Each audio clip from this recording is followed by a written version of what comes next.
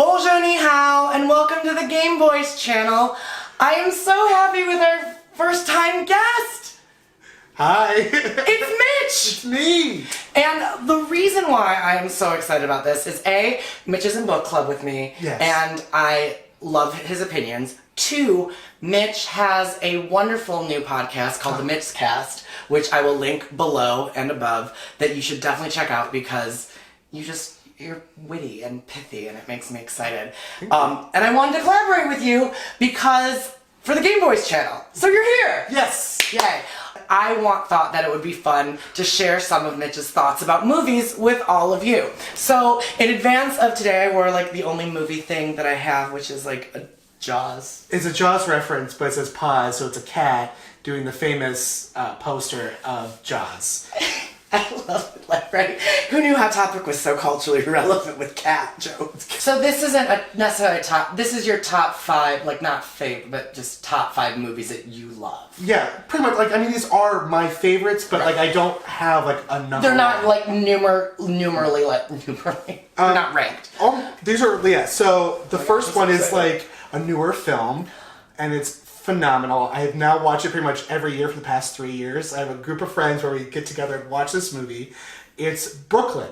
The whole movie is really rather simple, just like kind of like coming of age. But so she goes from Ireland to Brooklyn and kind of is that like adjusting to the American life, but also like being really homesick. And then she meets a boy who is the dreamiest boy. If I could have a Tony in my life, everything would be okay. You know what? I've never seen Brooklyn. I find it also interesting that your first top 5 I've never seen. Wait, I'm kind of wonder if you've seen any of the other ones. Okay, so I need to see Brooklyn already. Okay, so the next one is Big Lebowski.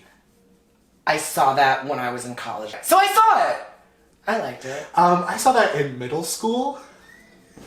My parents brought me to the movie theater to watch this. This was the first rated R film I saw, like, in theaters. Did you go back to middle school just cursing and cussing? No, my parents, part of the reason like I have an eclectic taste of film is because they exposed me to a lot of, like, the classics, and, like, they didn't really baby down like the movies we watch. I mean, I obviously like as a kid watched the Disney films, but they also like wanted to make sure that me and my brothers saw the classics. It's really again another like simple plot, but it's just he gets so. It's a very developed character. Yes. Like it's grounded in real people. Ready for the next one? Yes. It's Trainspotting. I've heard of it. Yep. People kind of compare this to like Requiem for a Dream. So this, okay. So because like that's all about like heroin addiction. So that's like the dark side of heroin addiction. And now like Trainspotting is also not to say like the light side, but it has a lighter tone. Why do you like? What about that story is compelling to you that it's on your? I think it's just how it was made. Because it's like because Danny Boyle has a style. It's kind of quick and like it's just very different. And it had such a pace to it and such like a vibrancy and like. I couldn't take my eyes off it. So what's 4th? What's 4th? Okay. Once. Did you put that? No, I literally had put it when I saw this movie, because I saw the trailer and the trailer blew me away, and it was just like I really want to see it because it just looked great. And I remember going to the theater and seeing it for the first time. And when they sing "Falling Slowly," I remember thinking to myself, "This is a perfect scene." Like in film history. When they look back on great scenes in film, the scene where they sing "Falling Slowly" together for the first time gave me chills. I support 4, because I've seen 4. Yeah. Well, you definitely have seen this next one. It's The Incredibles. Oh. It's my favorite Pixar. It's just such a masterful film of storytelling and character, and it's also just like in the time too, like how it was animated was like so revolutionary. It's one of the first Disney Pixar films that had like more than like a few locations. Had there all these different places. It was their first, human, protagonist. That was a big thing too. And again, I love superheroes. I've always been drawn to like superpowers and everything. I think this is the best superhero film ever made. I don't disagree with you. I think that it is a beautiful superhero movie. And I think that I love stylistically the periodness and not periodness of it all. Like you don't know when it's like kind of 1960s based but on also could be like in the today, future. right? Like it's like the future. If it's that, you know what it is? It's that idealized version of like Tomorrowland and Disney. It's like that very stylized, like streamlined look from the 60s. I mean, this is the reason why 18 years after the first one came out that this is now one of the most successful Pixar films of all time. Because there is that much love and people wanted a sequel to The Incredibles for so long that it has one of the biggest openings ever for Pixar. Is it really? Yeah, it is one of the most successful Pixar films. So I've seen 2 out of your top 5 films. I need to see the other 3. Yes. I'm intrigued with this. Great. All right, this is the fun part. This is what the are fun your part. bottom 5? Okay. In no particular order. In no particular order. So this one, the first one I'm talking about is the remake of Magnificent Seven that came out like 2 years ago that had Chris Pratt and Denzel Washington, Ethan Hawke, and all this. What makes this to be one of my least favorite films is because it is the most average film I've ever seen in my life. The most average. There's nothing about it that makes it special, but there really isn't anything about it that makes it like bad. It is just so average, and it's maddening because I enjoy bad films sometimes. Sometimes it's Like great. sometimes it's so bad it's good. Yeah. It's like Riverdale. Like I love watching Riverdale. Like it's a guilty pleasure because it's so ridiculous and absurd that it's funny. Yeah. Whereas, and you would think with the cast like Chris Pratt and Denzel, like it would be a great. And like, it's Anton Fuqua who is the director, and like you could tell like when he's making this, like I'm making my Western, like this is my version of Western, but like nothing special happens in this movie. It is so like I barely remember it. You can't get more average. It's meh. It's the most meh. It's the film. meh emoji face. I have never seen it, and I don't need to. You don't need that's to. Good. What's my next one? You just got to pick my list. No, I really did. I just saw text, but I don't know. I'm really worried that you're gonna have something on your worst list that I love. Maybe, I don't know. This one I know people do love. I know people really love this next movie, but it made me roll my eyes almost like every 5 minutes. The Greatest Showman. Oh, I don't care. I hate that movie. I think it's just such a poorly told story. It's really just straight up just like bad filmmaking. I don't know what was going on during that dance sequence song between Hugh Jackman and Zac Efron. No. This is beginning of the movie with him and Michelle Williams. They're on the rooftop. They have everything like all of, like the it's their laundry. Life. Yeah. But then did they speed up? Yeah. And which is so stupid. They fast forward a lot of time. Which is why? It made no sense. And like there's a part where they swoop her over, the shot's over, but it's so quick that it loses the drama of that move. It's just like, so that's just like the example of like just the poor filmmaking that there's so many bad directorial choices of this film that made me just want to. It doesn't I feel like people know that I'm into musical theater and work in musical theater. If you don't, I do.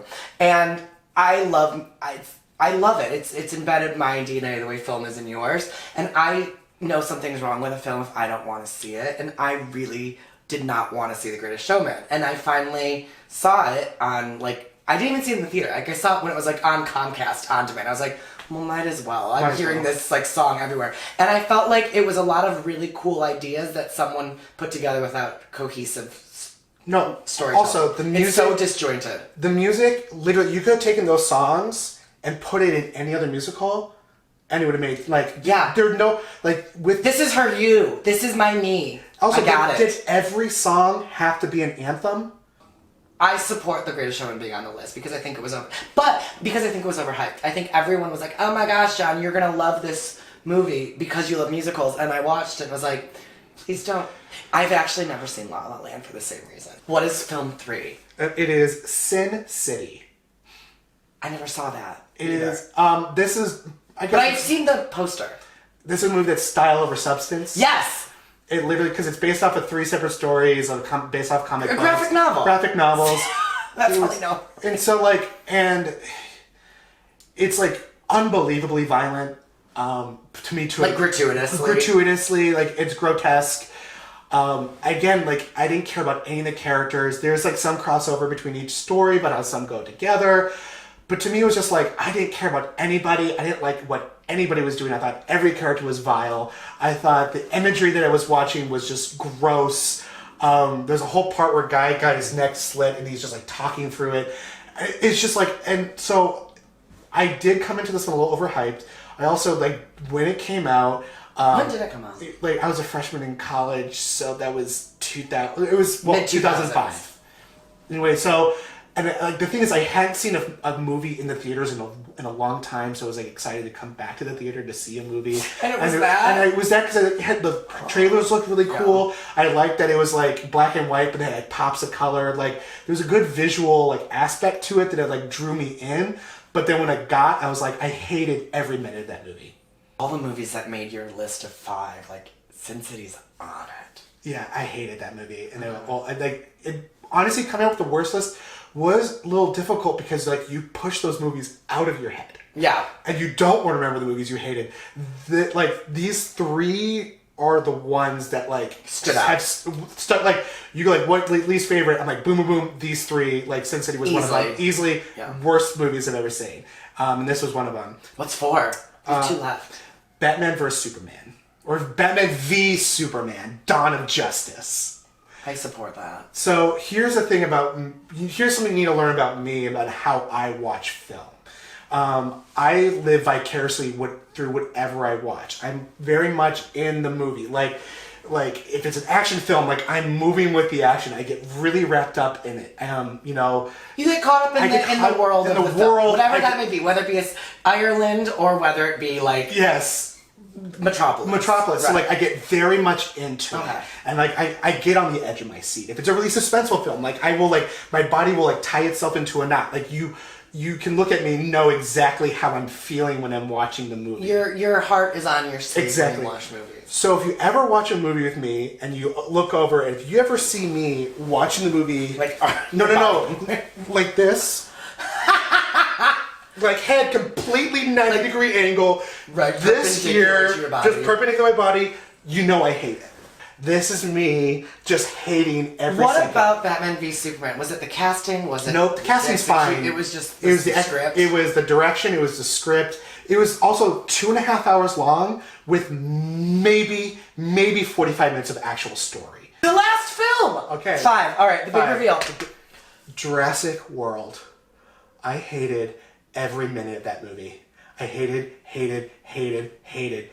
that movie so much. Colin Trevorrow is such a hack. He is not a good director. He is not a good screenwriter. I thought everybody in that movie was bad. Why was she in heels the whole time? She gets ready to run out in the jungle. All she does is tie her shirt. Yes! That's the gag, though. That's not even a good gag.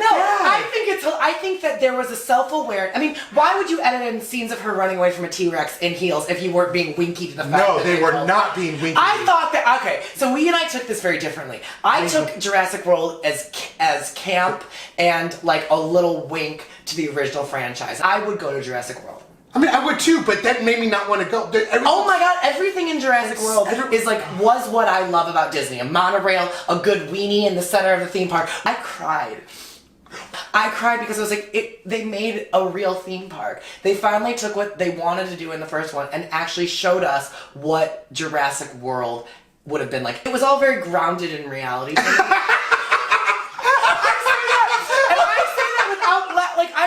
There was something about the grounded in reality. I find Jurassic World to be grounded in from a very real place. As someone who spends a lot of time in Vegas and theme parks, I would love to hear what your thoughts are about Mitch's movies, his top 5, his bottom 5, and if you disagree or agree with him and why. I had so much fun with you. This is great. I feel like this was a lot of fun. I'm so happy you got to join me. You guys, please, if you enjoyed this video, please give Mitchcast a listen. I will again link that up above and down below because it is a really good time. Also, if you enjoyed this video, please take this time to give this video a thumbs up. And if you haven't subscribed to the channel, please don't forget to hit the subscribe button so you can be notified of other videos with Mitch, other pop culture videos, and other game-related and Disney content. Until next time, bye! Bye.